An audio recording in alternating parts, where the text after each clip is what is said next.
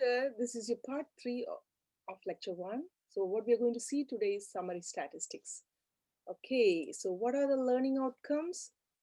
By the end of this week, you should be able to summarize quantitative data using measures of location and using measures of spread.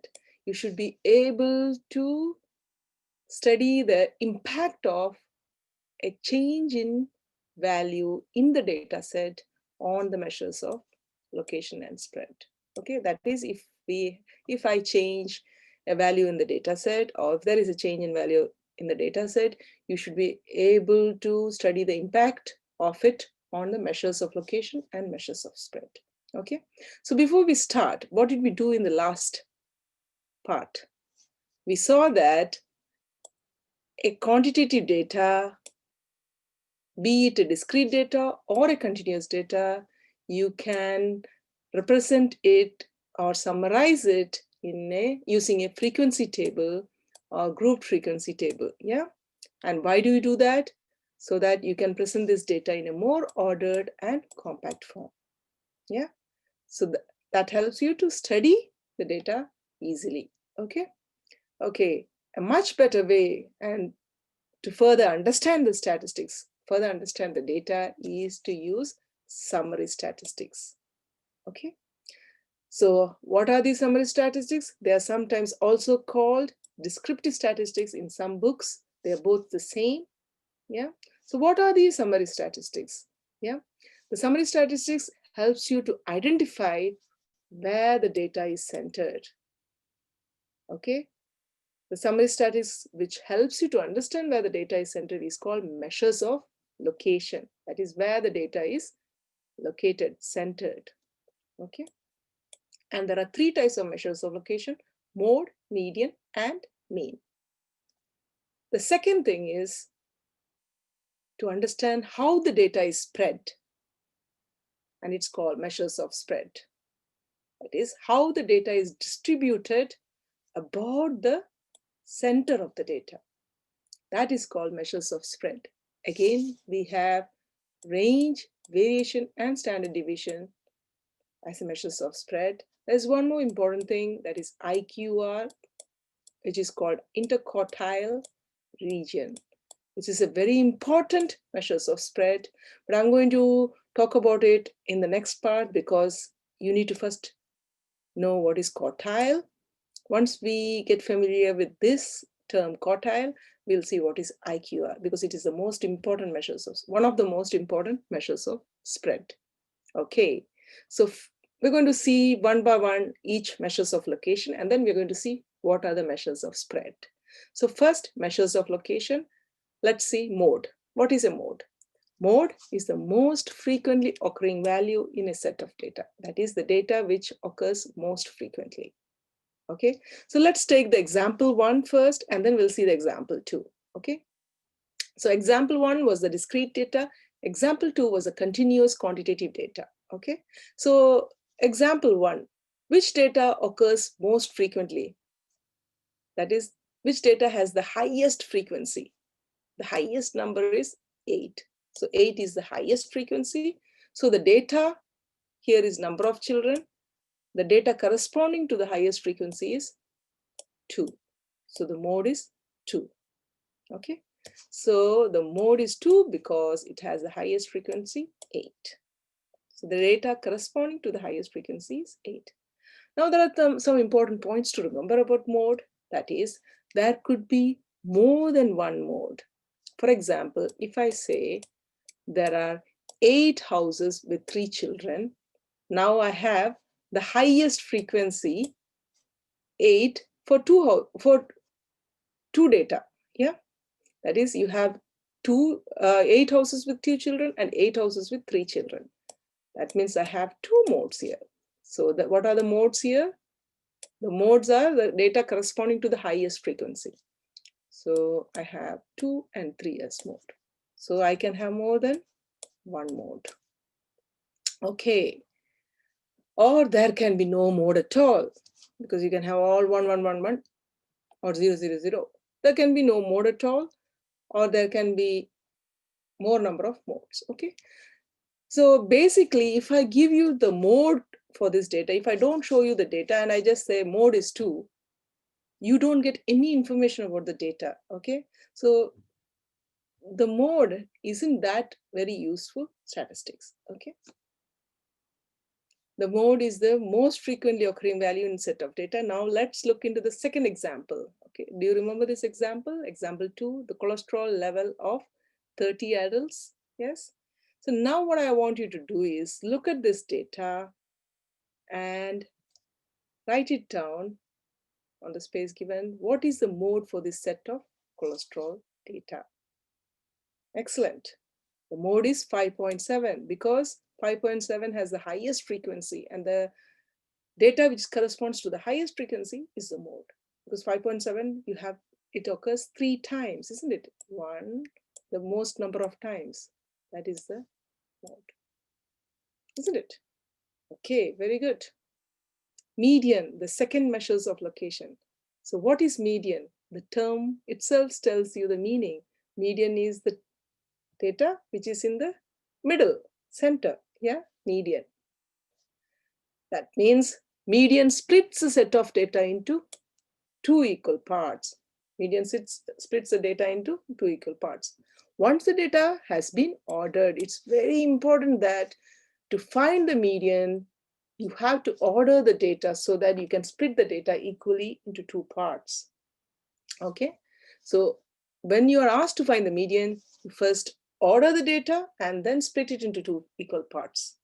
And that is by ordering what you're doing, you're arranging it in the increasing order, smallest to largest, the best way to do it. More, it is the easiest and convenient way to do it, okay? Our brain works easily like that, yeah? So first step to find the median is order the data and split it into 2 equal parts. So what is median? It's the middle value of an ordered data set. That is, it splits an ordered data set into 2 equal parts.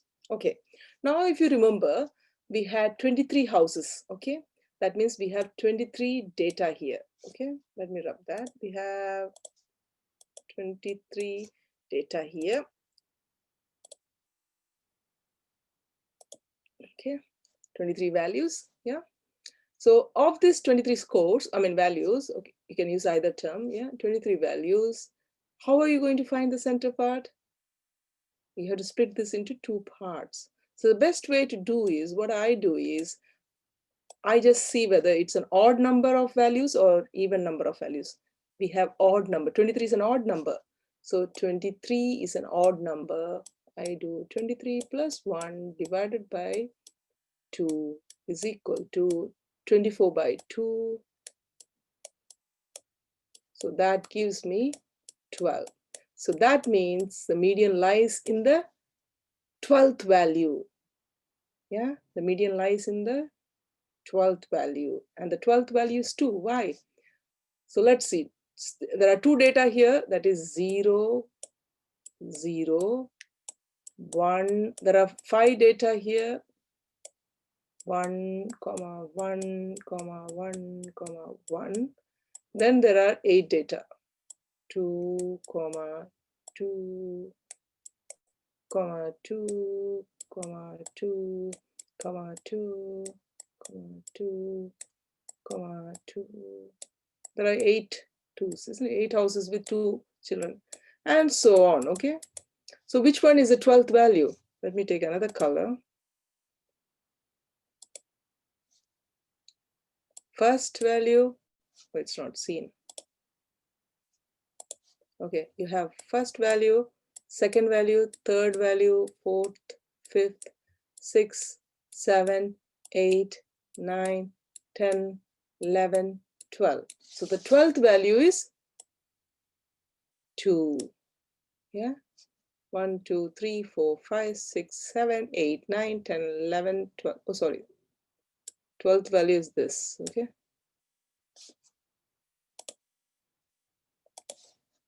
That's what I had. That's why I did it again. Okay. So that's why that is 12th value. So 12th value is the median.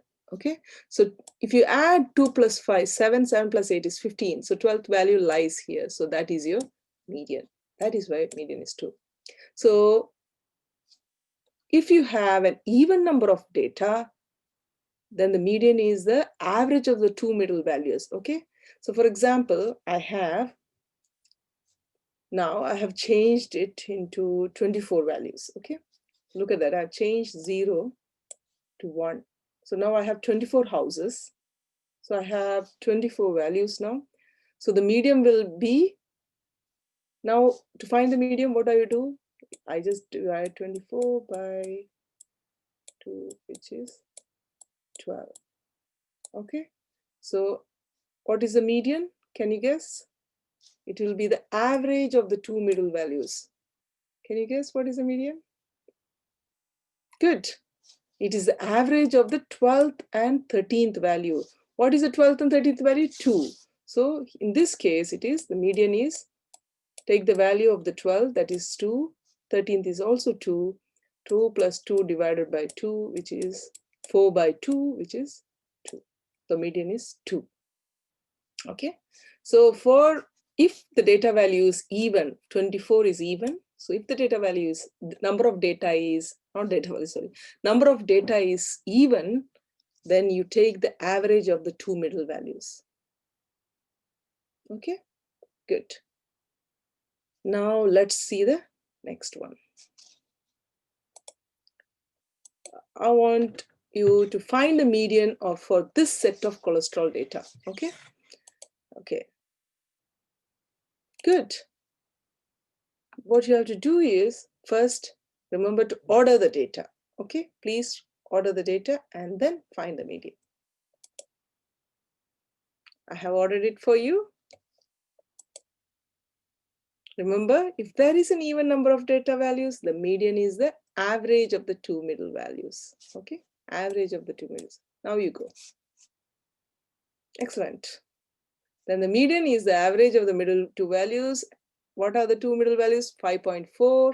So 5.4 plus 5.4 divided by 2, which is 5.4. Excellent. 5.4 is the median. Okay, now let's see the second measure of location, that is mean. So the mean of a set of data is calculated using this formula.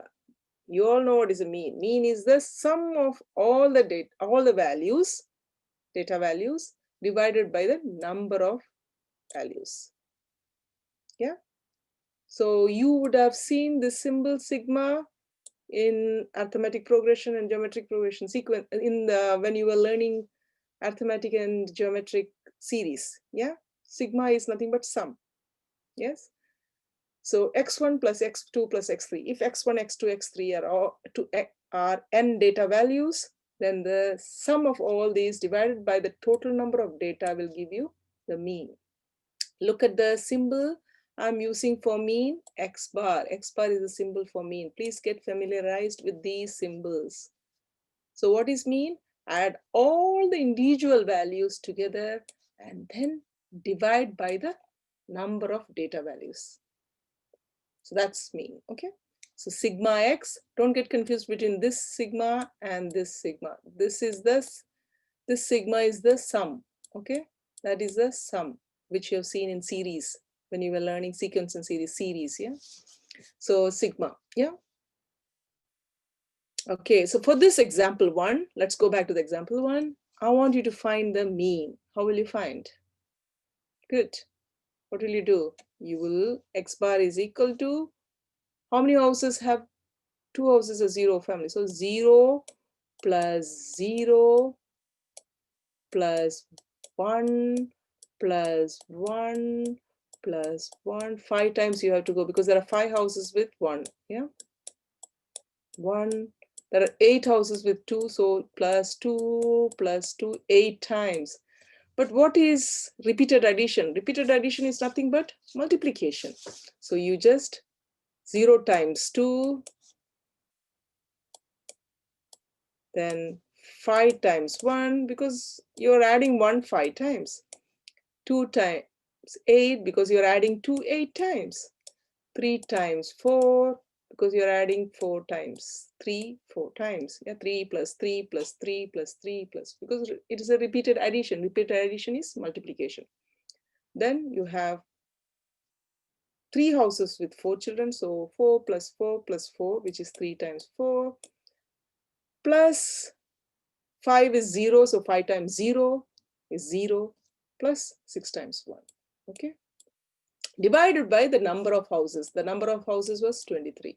N is 23. So you have 23. You use your calculator and find the value of mean. Okay. So that's how you find mean, X bar. Okay. Please use this symbol X bar for mean. Okay. Good. Now for the cholesterol data, the second example, over to you guys. Yeah. Find the mean. You don't have to order the data in this case because you find the mean. You only order the data for median. Okay. Find the mean of the cholesterol data. Good. The mean X bar is equal to, you know the formula, isn't it? And you substitute it. You simply add all of it divided by, you know that there are 30 adults. That is 10 times 3. And you get 163.5 divided by 30. Because sigma x, the sum of all the values is 163.5. Yeah. So you get 5.45. Okay. That's your mean X bar. Yeah. Okay. Now over to you guys. Find the mode, median, and mean for the following data using the frequency table. Good. Now let's see the impact of extreme values on mean and median. What happens if we change one of the extreme value? Okay. Okay. Let's consider the same example and look at this number of frequencies and the data here. Yeah. Now we saw for this example that the median was 2 and the mean was 2.217. Yeah. Now suppose we adjust the data, the extreme value, that is now we have the last value is, that is the number of children is not 6, the highest number of children, that is 10 now. Okay, that is we have one house with 10 children. We have changed that number from 6 to 10. Okay, so we have increased it. So what is the effect of this on median and mean? What do you think will happen? Good. There are still 23 families, 23 data values. So median remains same because there are still 23 values. You just have 23 values. So that means, how will I find the median? 23 plus 1 divided by 2. So the median lies, because it's an odd number, okay? Median lies in the 12th position, and 12th position is still here. So that is your median. Median is still 2. What happens to the mean? Mean, you have to sum up all these data values. Mean as sigma x has increased by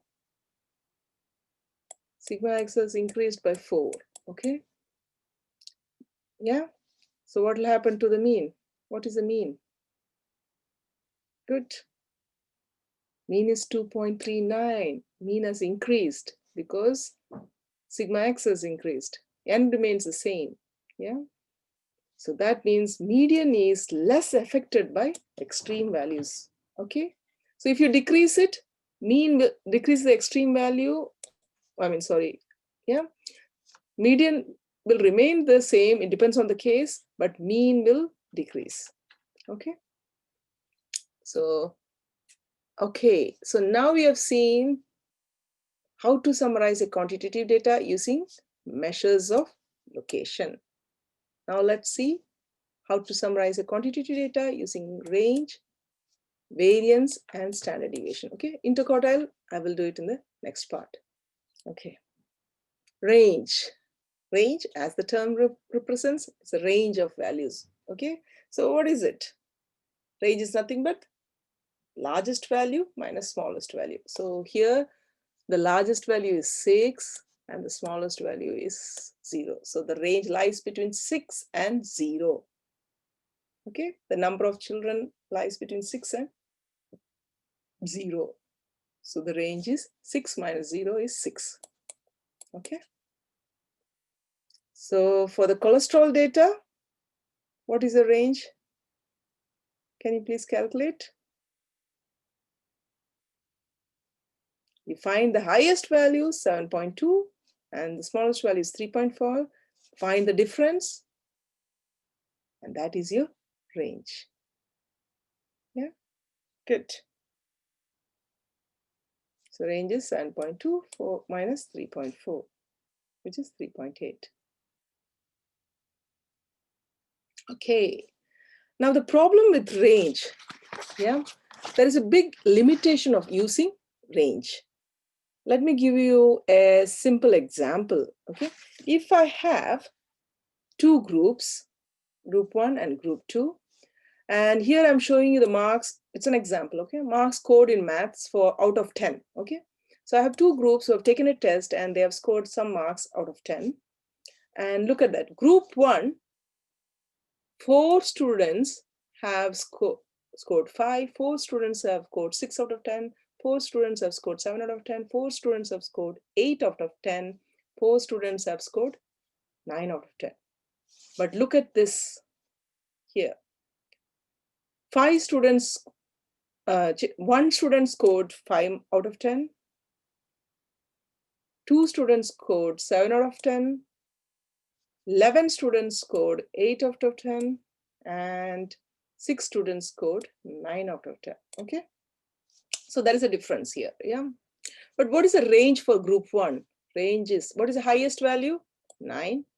Lowest value? 5. Highest value? 9. Lowest value? 5. So range is, R is 9 minus 5 is equal to 4. Again, it's the same for group 2, 9 minus 4. So both have the same range, 4. So if, for example, now if I don't show you this data and I tell you that group 1 and group 2 both have performed well and the range is 4, what will you think? What information will you get? Yeah. If I don't show you this data, this distribution, it doesn't allow you, the range doesn't help you to see the distribution of the data. Yeah, the range doesn't help you to see how the students have performed, how the data is spread, how the students have performed. Yeah, unless I don't show you because the range is same, but the way they have scored is different, completely different. So this is why we have variance and standard deviation, which helps us to understand how the data is spread in a much better way. Yeah, okay. So let me go explain this, okay? Variance is a more reliable and mathematical way of describing the spread of data, and it is given by the formula S square is equal to sigma xy minus x bar whole square divided by n minus 1. That is, it is the difference between the mean and the individual value. Square it and divide it by the number of data minus 1, okay? And it is represented by S square. I'll tell you soon what is S, what S stands for, okay? So variance measures how far the values in the data are spread away from their mean. Okay, what do I mean by that? Yeah, let me take these data values. Okay, imagine that these are all data values. I have one data here, one data here, one data here, one data here, one data here. Okay, in an increasing order. Okay. Now the mean of this data will lie somewhere here. Okay. So what is variance? It measures how the values, each individual value in the data are spread away from the mean. That means how far is each data away from the mean? That's what variance tells you, okay? So that means what I'm doing here for variance is I'm going to subtract the mean, that is x bar, from the first data value and square it, plus subtract the second data value, that is x2 minus x bar, square it, plus x3 minus x bar, square it, x4 minus x bar, square it. Now this data is less than x bar, the mean. So it will be negative, but I'm squaring it. So it becomes positive. The data becomes positive. Okay. Then I have x phi. Again, this is much smaller than the mean because it's on the left side of this x bar. I've just written this in increasing order. Okay. So again, although my x phi minus x bar will be a negative number, if I square it, it will become positive. So it doesn't affect. Yeah. So variance actually, what is it? It measures the dispersion. Okay, dispersion of a set of data from data points around the mean value. Okay, so how far each each individual value in the data is away from the mean. Okay, guys. So we are talking about how far one individual value is away from the one data away from the mean. Okay, so individual value. Okay, so look at this. In this case, the values, each data value is very close to the mean. So the variation, the variance is smaller. Yeah. Yeah. In this case, the variation is larger. Okay. The variance is larger. Okay. So in the exams, you will be given the formula for calculating the variance. And so this is the formula you're going to use. It's just an alternative way of writing that formula. Okay. So that will be given. So you just have to calculate the mean, square it, then find the square of the data and sum it. Yeah.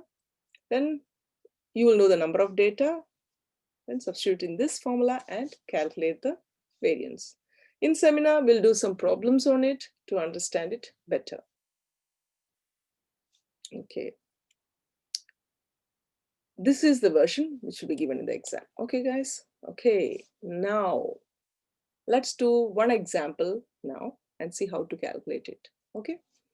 Okay, so we have the data, number of children, frequency. And then I have just squared x squared because I wanted to find x squared, the sigma x squared. So I've squared the data, each data. So 0 square is 0, 1 square is 1, 2 square is 4, 3 square is 9, 4 square is 16, 5 square is 25, 6 square is 36. Okay. Then I find the variance using the formula. Just substitute each value. Okay. So x bar, what is the x bar? What is the mean x bar? Sigma x by n. So sum of all of it, 0 times 2 plus 5 times 1 plus 2 times 8 plus 3 times 4, that is sigma x. Yeah, you add them all and divided by the number of data, 23, and you get x bar. You can substitute x bar here. It is sum of all that, sigma x, and then substitute. Don't round it up now, because when you round up, you will be decreasing the efficiency. Yeah, I mean accuracy. Sorry, efficiency. Accuracy. Yeah, you'll be decreasing the accuracy. Okay, I'm a physics teacher, that's why. Okay, sigma x square is equal to 157. That is, I'm summing up the whole, all the squared x value. Okay, and then substitute 157 here. So you get the variance. I haven't shown the variance. Okay, I have. Yeah. Okay, you sum up. So sigma s square is 157.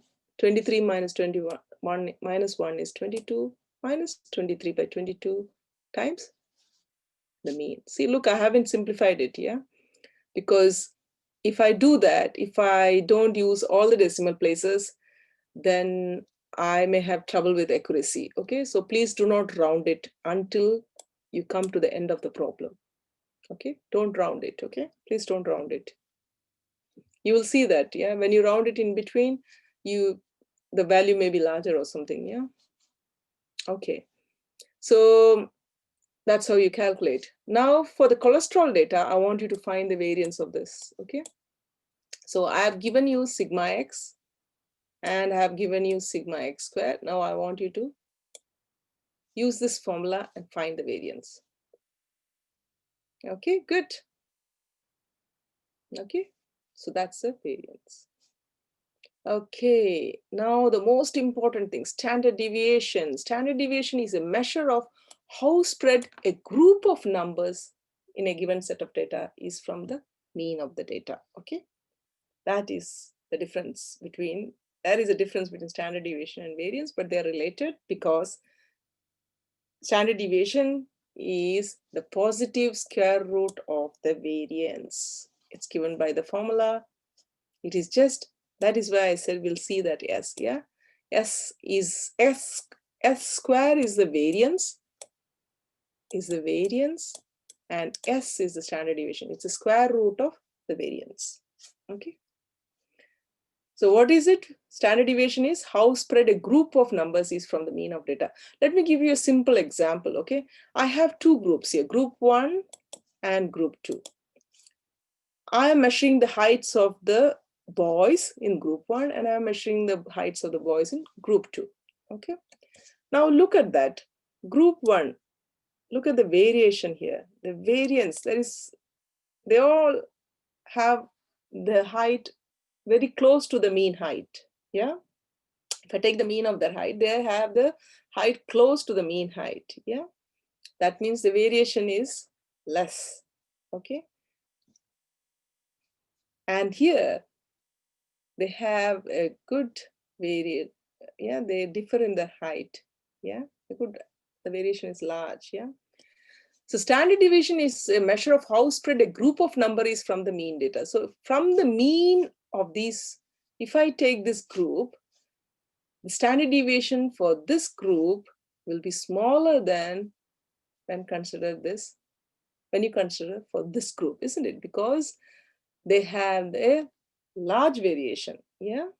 So standard deviation will be low in this case and high in this case, yeah?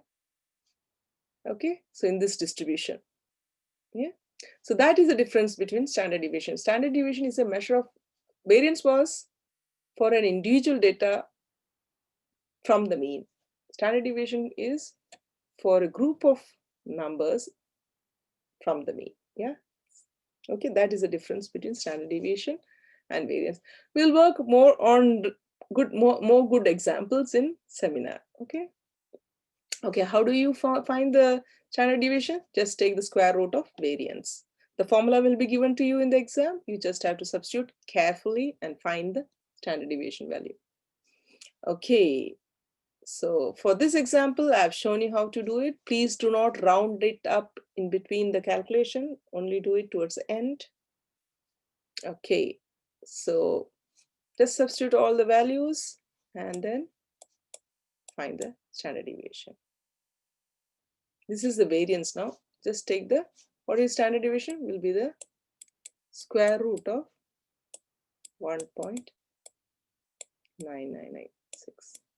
Okay. Standard deviation is just the square root of that, 1.413. Okay. Now for this variance, you have just found out how to calculate the variance. Now I want you to calculate the standard deviation. Good. Standard deviation is 0.921. Very good. Yeah. So now we have seen how to summarize a quantitative data using measures of spread. Yeah. Now let's see the impact of a change in data on the measures of location and spread. Okay. Now for this data, the example 1, we have seen how to find the mode, median, and the mean, the measures of location. These 3 are the measures of location. Yeah, mean. And you've seen how to find the measures of spread, range, variance, and standard deviation. Okay, let's see what would the impact be on each of these statistics. They're summary statistics. Okay, that's why I'm calling it statistics. If one of the families containing 2 children actually has only 1 child, what happens to that? Okay, in between one of these data, yeah. Look at that. It was first, we had 5 houses with 1 child and 8 houses with 2 child. Now you have 6 houses with 1 child, 7 houses with 2 child.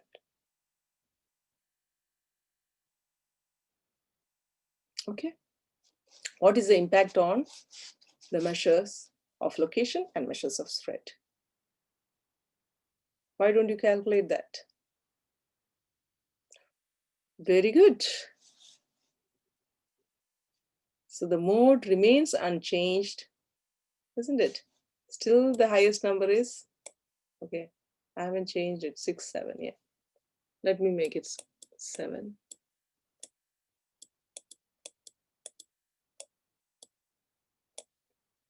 Okay. So now the mode remains unchanged because highest frequency is 7. So 2 is the mode. So 2 is mode remains unchanged. Median, you still have 23 values. The median is the 12th value, which is 2. So again, median remains unchanged. Mean, you just have to find the sum and find the value because now the highest frequency is being distributed, isn't it?